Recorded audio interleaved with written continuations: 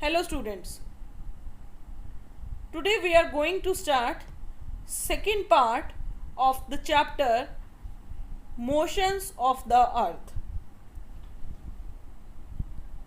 Till now we have read that the earth moves in two ways at the same time. They are known as rotation and revolution. जो earth है वो एक ही time में दो तरीके से move करती है, एक जिसे हम रोटेशन कहते हैं और दूसरा जिसे हम रेवोल्यूशन कहते हैं. द अर्थ स्पिन्स और rotates around itself just as a top spins around itself. जो अर्थ है वो अपनी एक्सिस पे वैसे ही मूव करती है जैसे एक top. This movement is known as rotation. इस मूवमेंट को हम रोटेशन कहते हैं. It takes the Earth 24 hours or 1 day to complete one rotation. Earth 24 hours का टाइम लेती है एक रोटेशन को कंप्लीट करने. As the Earth rotates, one half of it faces the sun. This half receives sunlight. Therefore, it is day on this part. The other half that is not facing the sun is dark. Therefore, this part as night. Thus, the rotation of the Earth causes days and nights. Let us read further. Revolution of the Earth. Earth का revolution. The Earth while rotating on its axis, Earth जब अपनी axis पे rotate करती है, also revolves around the sun. वो sun के आसपास भी revolve करती है. This motion of the Earth is called revolution. और इस motion को क्या कहा जाता है? Revolution. The Earth revolves around the sun from west to east. जो अर्थ है वो सन के आसपास घूमती है वेस्ट से ईस्ट डायरेक्शन में. The speed of the earth revolution is about 30 kilometre per second. 30 kilometre per second इतनी स्पीड से ट्रेवल करती है ये. The earth takes 365 days 5 hours 48 minutes and 56 seconds. That is about 365 and 1/4 days to complete one revolution around the sun. तो जो earth है वो इतने टाइम में सन के आसपास एक रेवोल्यूशन को कंप्लीट करती है. 365 days 5 hours 48 minutes and 56 seconds. The time taken by the earth to go around the sun once is called a year. जो टाइम अर्थ लेती है सन के आसपास चक्कर काटने में उसे एक साल कहा जाता है. Thus revolution is also called the annual motion of the अर्थ. तो रेवोल्यूशन को हम एनुअल मोशन भी कह सकते हैं अर्थ की. For our convenience we count only 365 days in a year.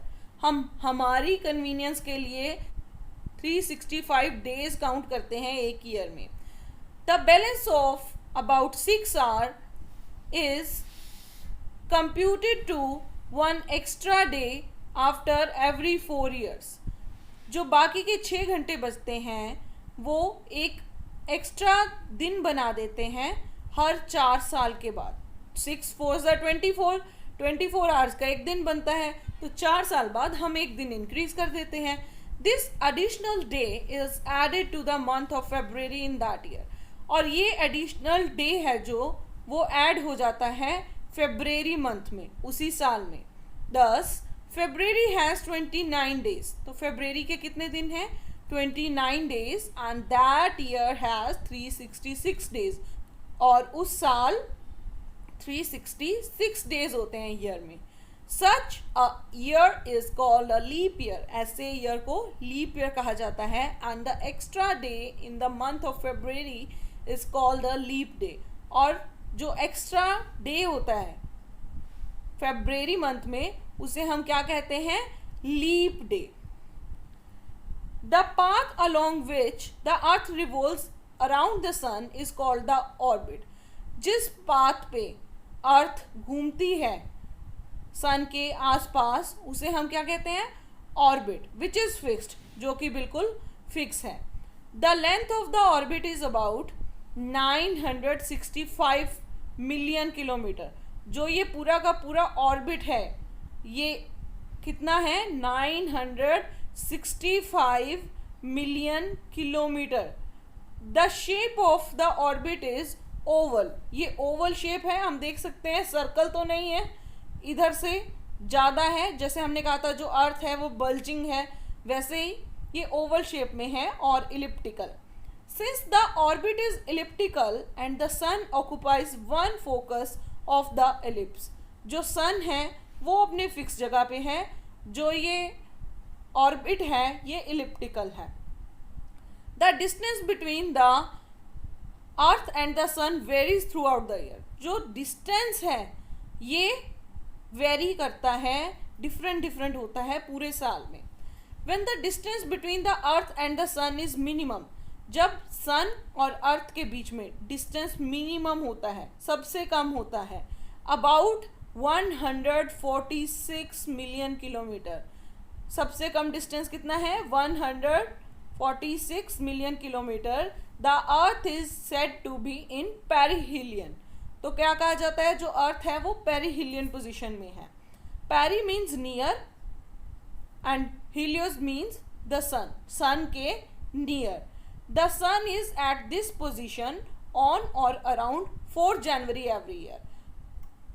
4 जनवरी को या उसके आसपास सन इस पोजीशन में आता है.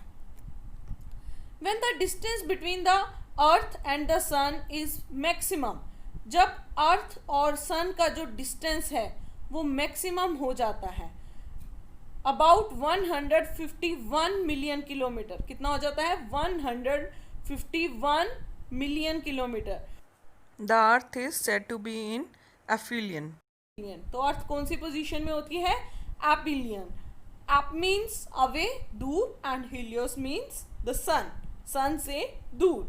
The sun is at this position on or around 4 July every year. तो इस पोजीशन पे सन 4 जुलाई या इसके आसपास होता है. The distance between the earth and the sun varies only by about 3%, सिर्फ 3% का ही डिफरेंस है. ड्यूरिंग वन कंप्लीट रिवोल्यूशन, एक पूरे रिवोल्यूशन के दौरान. Thus the average distance between the earth and the sun is about 148.5 million kilometre. इतना distance average है. Effects of the earth's revolution, earth की रेवोल्यूशन के इफेक्ट क्या आते हैं? हम जो अर्थ की रोटेशन है उसके इफेक्ट्स के बारे में स्टडी कर चुके हैं. अब हम पढ़ेंगे कि अर्थ की रेवोल्यूशन के इफेक्ट्स क्या आते हैं. The revolution of the earth around the sun causes variation in the length of the day and night. जो रेवोल्यूशन होता है अर्थ का, उसी के कारण डे की और नाइट की लेंथ बनती है, छोटी या बड़ी होती है. In the distribution of heat over the surface of the earth and the phenomenon of seasons, ये क्या करती है? ये डिस्ट्रीब्यूशन में की हीट है जो अर्थ के सरफेस पे कहाँ पे कितनी आती है, ये रेवोल्यूशन पे डिपेंड करती है. जो एरिया, जब जैसे इस सिचुएशन की हम बात करें, जब पास में है तो ऑब्वियसली गर्मी होगी, जब दूर है तो ऑब्वियसली गर्मी नहीं होगी. तो जो सीजन्स हैं, डेज और नाइट की जो लेंथ है वो बहुत हद तक अर्थ की रिवोल्यूशन पे डिपेंड करती है. The phenomenon of seasons is most important effect of the earth's revolution. Earth की रिवोल्यूशन का सबसे इंपॉर्टेंट इफेक्ट क्या है?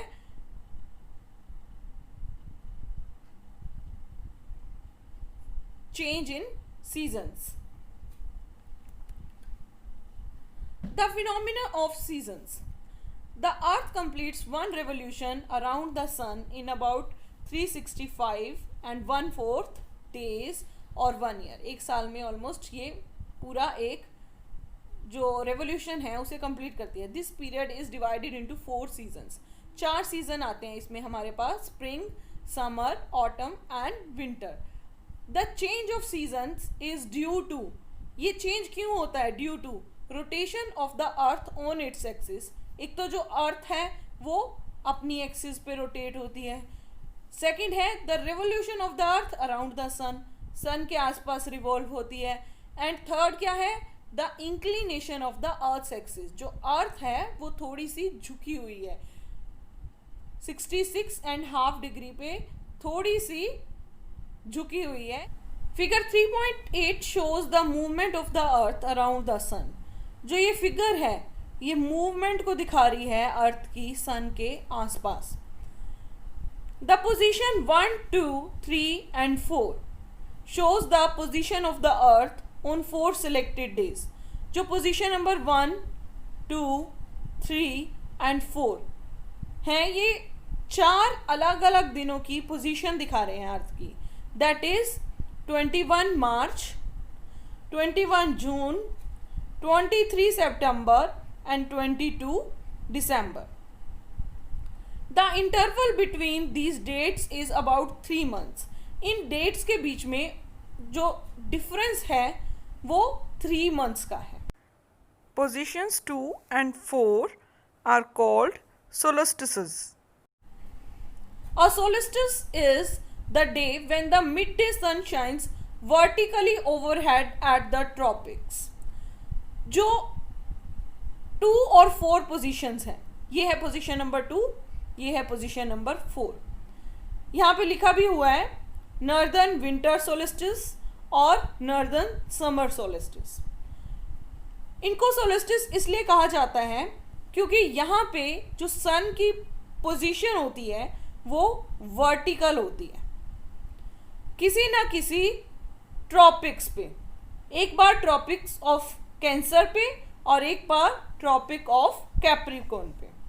And the duration of the day is the longest in that hemisphere. Position 1 and 3 are called equinoxes. जो 1 and 3 ये दोनों position हैं, इन्हें हम इक्विनॉक्सिस कहते हैं। An equinox is the day when the midday sun shines vertically overhead at the equator and the length of the day and the night is of equal duration throughout the world।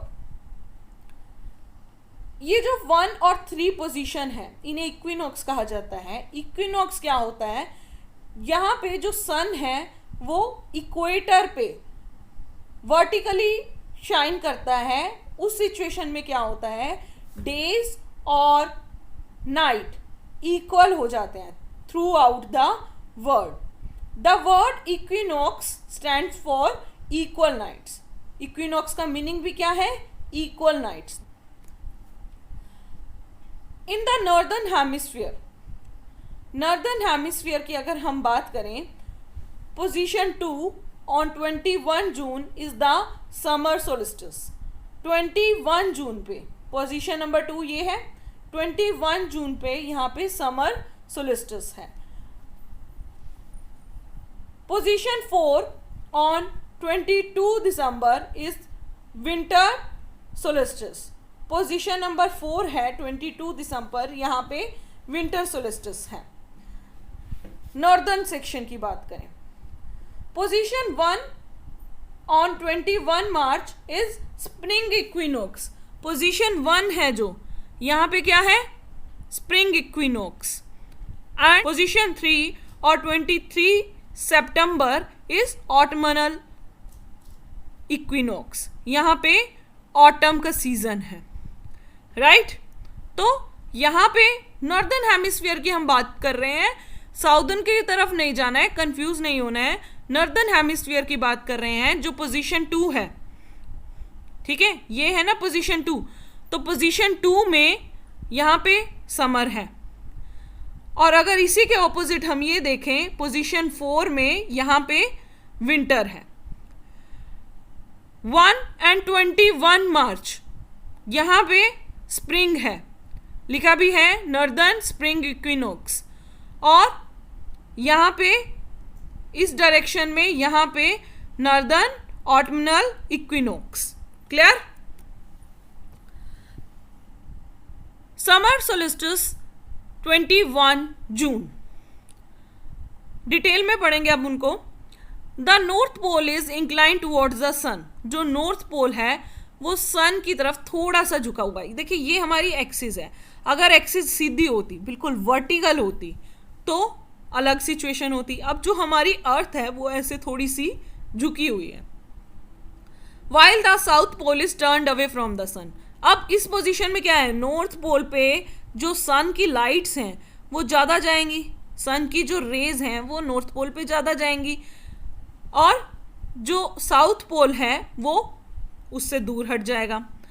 The rays of the sun fall vertically over the tropic of Cancer. जब sun raise हैं ये सीधी कहाँ पे आ रही हैं, यहाँ पे, ये क्या है, tropic of Cancer. Tropic of Cancer पे सन रेज बिल्कुल सीधी आती हैं। A large portion of the northern hemisphere gets heat and light from the sun. बहुत सारा हिस्सा जो northern hemisphere का है इसमें हीट भी मिलेगी और लाइट भी मिलेगी। Days are longer than nights in the northern hemisphere. Days लंबे होते जाएंगे और नाइट छोटी होती जाएंगी, क्योंकि हम सन के ज़्यादा पास हैं, हमें हीट भी ज़्यादा मिलेगी, हमें लाइट भी ज़्यादा मिलेगी। Places in the northern hemisphere experience summer season. अब ज़्यादा हीट है तो हमारा सीजन भी कौन सा हो गया, summer season. The longest day and the shortest night occur on 21 June in the northern hemisphere. सबसे लंबा दिन हमारे पास नॉर्दर्न हेमिस्फीयर में कब होता है, 21 जून। ये बहुत इंपॉर्टेंट है।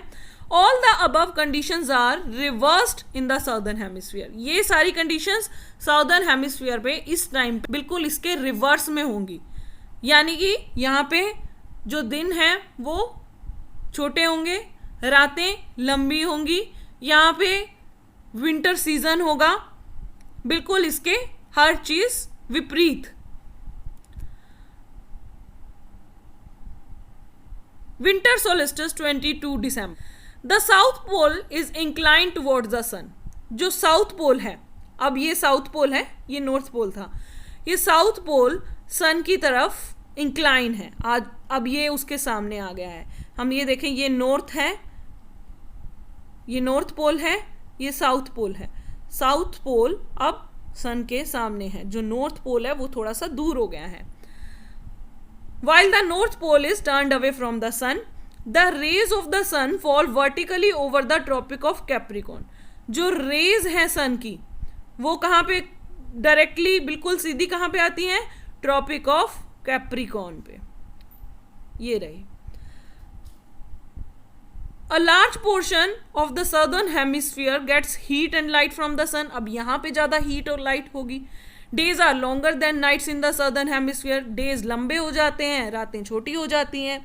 Places in the southern hemisphere experience summer season. यहाँ पे गर्मी का सीजन आ जाता है। The longest day and the shortest night occur on 22 December. सबसे लंबा दिन और सबसे छोटी रात 22 दिसंबर को होती है। All the above conditions are reversed in the northern hemisphere. अब जैसे पिछले केस में जो सिचुएशन नॉर्दर्न हेमिस्फीयर की थी उसके बिल्कुल विपरीत साउदर्न हेमिस्फीयर की थी, अब यहाँ पे जो साउदर्न हेमिस्फीयर की है उसके बिल्कुल विपरीत नॉर्दर्न हेमिस्फीयर की मिलेगी। Spring and autumnal equinox 21 March and 23 September. अब एक चीज देखनी है कि ये एक्सिस है, ठीक है, स्प्रिंग और ऑटमनल सीजन पे ये एक्सिस है और सनलाइट्स ऐसे आती हैं बिल्कुल डायरेक्ट, बिल्कुल सीधी। On 21 March and 23 September, the rays of the sun fall vertically on the equator. कहाँ पे डायरेक्ट सीधी वर्टिकल कहाँ पे आती हैं, इक्वेटर पे।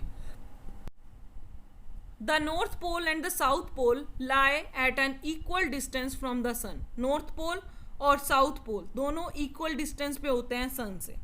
Days and nights are of equal duration throughout the world. पूरी दुनिया में days और nights equal duration के हो जाते हैं।